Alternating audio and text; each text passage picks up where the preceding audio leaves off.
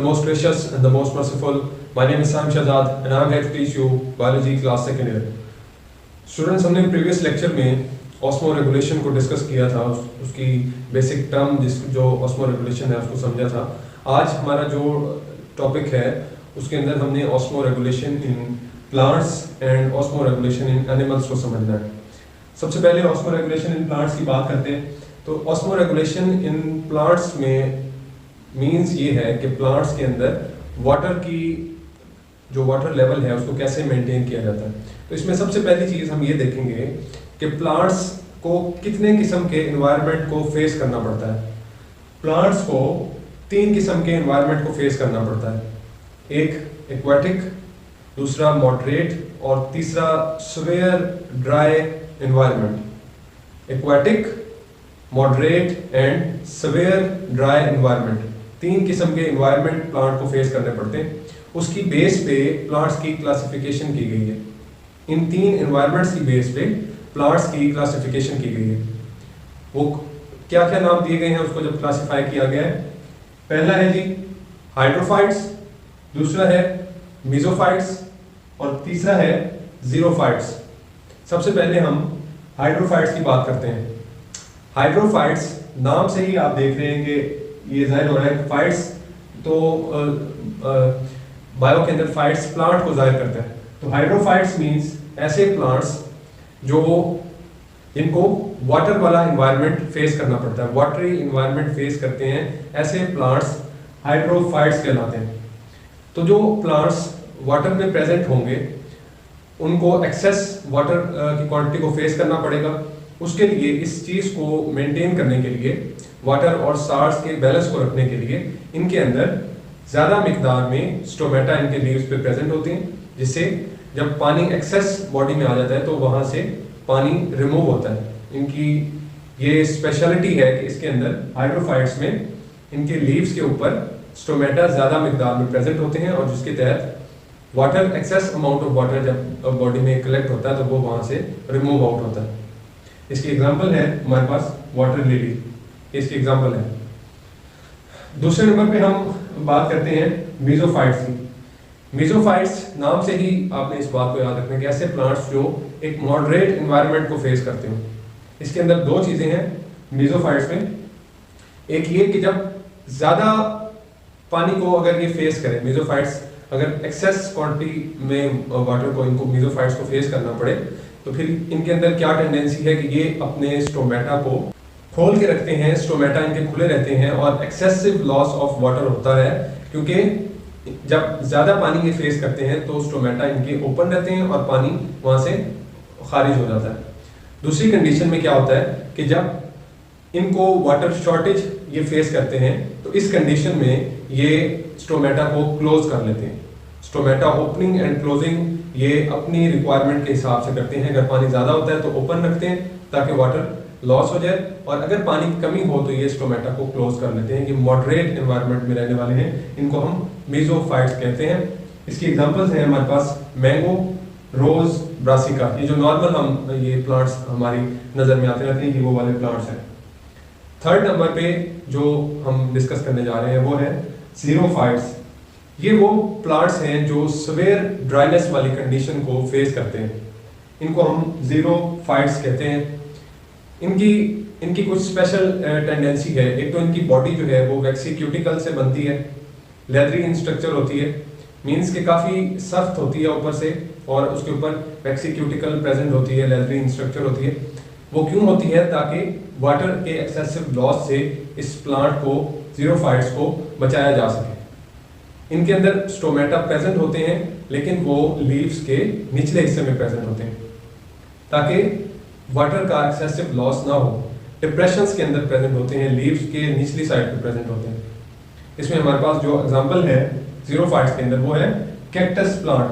Cactus plant इसकी example है हमारे पास. ड्राई कंडीशंस के अंदर जब ज़्यादा ड्राई कंडीशन को फेस करते हैं जीरोफाइट्स तो उस कंडीशन में ये क्या करते हैं, इनके अंदर ये टेंडेंसी है कि ये अपने लीव्स को शेड कर देते हैं. इनके लीव्स की शेडिंग शुरू हो जाती है ताकि जो स्टोमेटा प्रेजेंट होते हैं लीव्स के ऊपर उन पे से ज़्यादा वाटर का एक्सेसिव लॉस ना हो.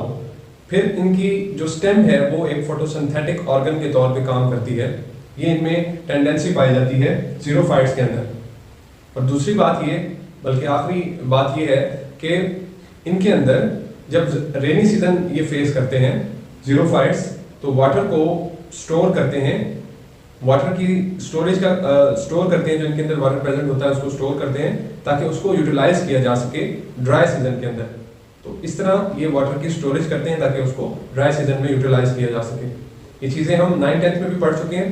अब आप अगर इस टॉपिक को एक दफ़ा रीड करेंगे तो ये आपको इंशाल्लाह सारा क्लियर हो जाएगा। नेक्स्ट हम देखते हैं osmo regulation in animals. Students, इस नेक्स्ट फेज में अब हम डिस्कस करेंगे ऑस्मो रेगुलेशन इन एनिमल्स। ये बहुत इंटरेस्टिंग है और बहुत बेसिक टॉपिक है, इसको आपने ज़रा ध्यान से समझना है। ऑस्मो रेगुलेशन इन एनिमल्स के अंदर हमें सबसे पहले ये चीज़ बताई गई है कि एनिमल्स इस तरह की कंडीशन बर्दाश्त नहीं कर सकते जैसा कि प्लांट्स बर्दाश्त करते हैं कि एक स्टेट में बहुत ज़्यादा वाटर लॉस हो जाता है प्लांट्स के अंदर से। एनिमल्स इस तरह का नेट गेन एंड लॉस वाला सिस्टम एनिमल्स के अंदर प्रेजेंट नहीं हो सकता। एनिमल्स इस सिचुएशन में सर्वाइव नहीं कर सकते, जैसा कि प्लांट्स बाज़ औक़ात बहुत एक्सट्रीम कंडीशंस में सर्वाइव करते हैं। एनिमल्स इस तरह की कंडीशन में सर्वाइव नहीं कर सकते।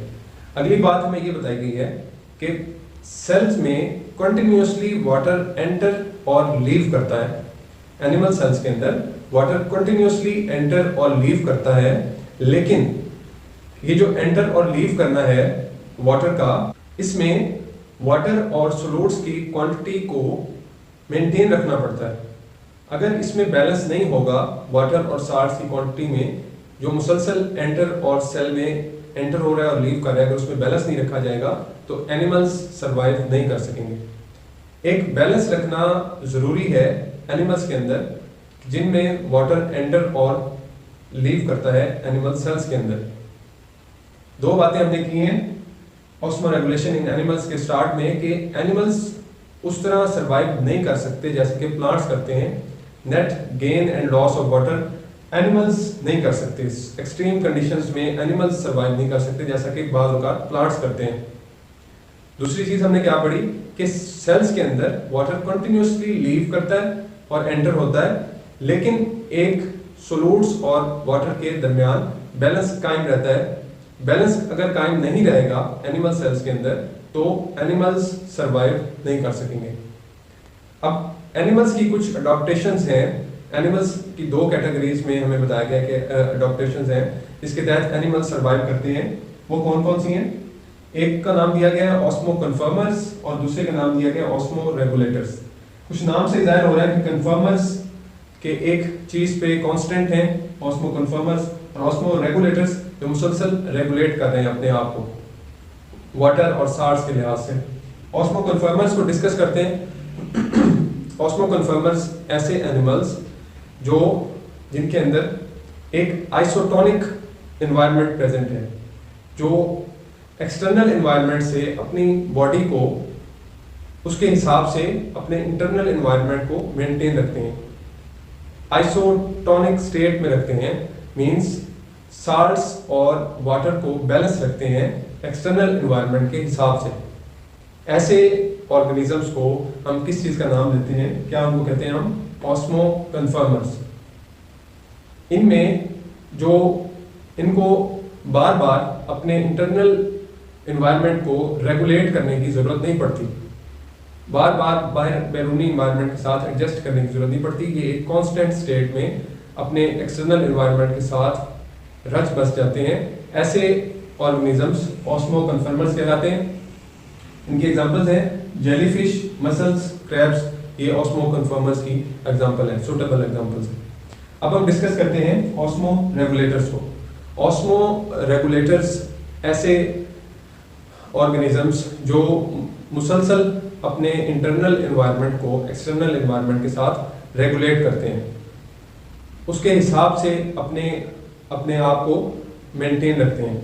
दो किस्म का एनवायरनमेंट फेस करते हैं। अगर तो हाइपोटोनिक एनवायरनमेंट होगा तो एक्सेस अमाउंट में वाटर को रिलीज करेंगे बॉडी से।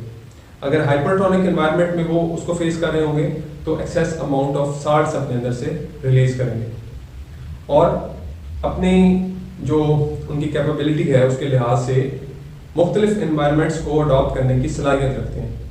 वो इन्वायरमेंट कौन कौन से हो सकते हैं? Marine environment, fresh water environment, और तीसरा टेरेस्ट्रियल इन्वायरमेंट। मुख्तलिफ जो इन्वायरमेंट्स हैं उनको अडॉप्ट करने की सलाहियत रखते हैं। कौन कौन सा? Marine environment, terrestrial environment and fresh water environment. इसकी एग्जांपल है, द मोस्ट सुटेबल एग्जांपल है ह्यूमंस। ह्यूमंस इसकी एग्जांपल है ऑस्मो रेगुलेटर्स की। इन दोनों जो हमने टॉपिक्स पढ़े हैं, ये दोनों डेफिनेशंस पढ़ी, इसको एक दफ़ा रीड आउट कीजिएगा, इंशाल्लाह आपको ये तैयार हो जाएगा। ये शॉर्ट क्वेश्चंस के लिए हवाले से बहुत अहम है। अगर आपका इसमें कोई क्वेश्चन हुआ तो ज़रूर पूछिएगा। साइंस के साथ पूछा दीजिए। अल्लाह हाफ़िज़।